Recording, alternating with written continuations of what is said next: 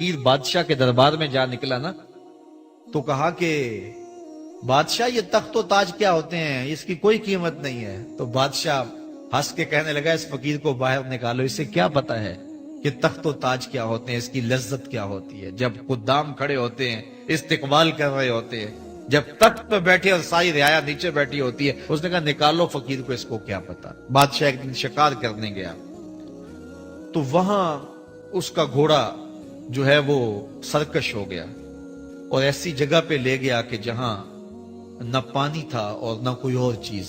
بادشاہ وہاں ہانپ رہا ہے کہ وہی فقیر مشکیزہ ڈالے ہوئے گزرا اور آواز دے رہا ہے پانی لے لو، پانی لے لو۔ بادشاہ کی تو موت واقع ہونے والی تھی، آخری ہچکیاں تھی، تو اس نے آواز دی پانی۔ تو اس فقیر نے کہا کہ ہاں تمہارے پاس ہے کوئی قیمت پانی دینے کی؟ اس نے کہا میں بادشاہ ہوں اس ملک کا۔ اس نے کہا ہوتے ہوگے، مجھے غرض نہیں ہے، میں تو بیچتا ہوں پانی۔ اس نے کہا بابا میں بادشاہ ہوں، جو مانگو گے میں دوں گا، مجھے پانی دو، میں مر رہا ہوں۔ اس فقیر نے کہا آدھی حکومت لگے گی۔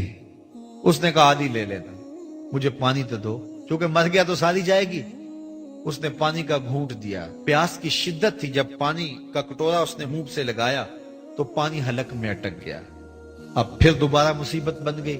تو اس فقیر نے کہا کہ میں حکیم بھی ہوں، اگر کہو تو تمہارا علاج کر دوں۔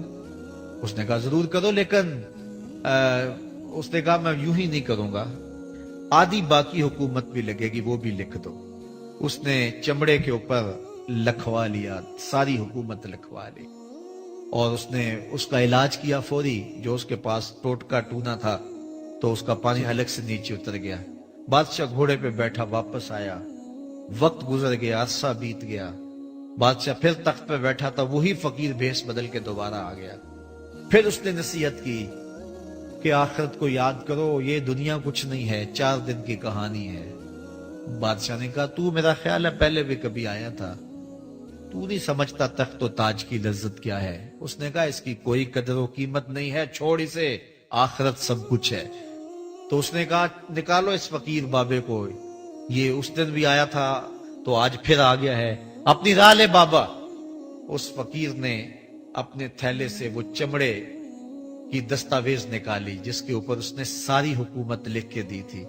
اس نے کہا بادشاہ یہ ہے تیری حکومت کی قیمت، صرف 2 گھونٹ پانی، جس پر تو نازاں ہے، جس پر تجھے فخر ہے، تو قبل اس سے سورج مغرب سے طلوع ہو جائے، توبہ کا دروازہ بند ہو جائے، سانسیں اٹک کے حلق تک آ جائیں، اور ہماری زندگی کا دفتر سمیٹ دیا جائے، اور پھر پچھتائیں ہائے جو چند لمحے ضائع کیے، ہائے جو زندگی برباد کی، وہ کیوں برباد کی۔ کل کے پچھتاوے سے بہتر آج کا پچھتاوا، زندگی پلٹ ہوگا، وقت پر کافی ہے ایک قطرہ بھی آب خوش ہنگام کا، جل گیا جب کھیت برسا می تو پھر کس کام کا۔ آئیے میں اور آپ اپنی زندگی کو مالک کی چوکھٹ پہ، مالک کی دہلیز پہ لے جائیں، اس کے حضور سچی توبہ کریں، رجوع لائیں، اپنے گناہوں سے معافی مانگیں، وہ کریم ایک آنسو سے سارے گناہ معاف کر دے گا۔ اپنی آخرت کی تیاری کریں، کاروبار دنیا بھی کریں، لیکن اصل ہماری زندگی آخرت کی زندگی ہے۔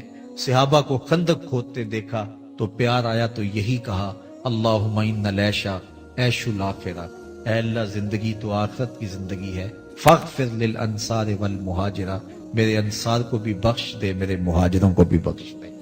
تو اللہ تعالی ہم سب کی مغفرت فرمائے۔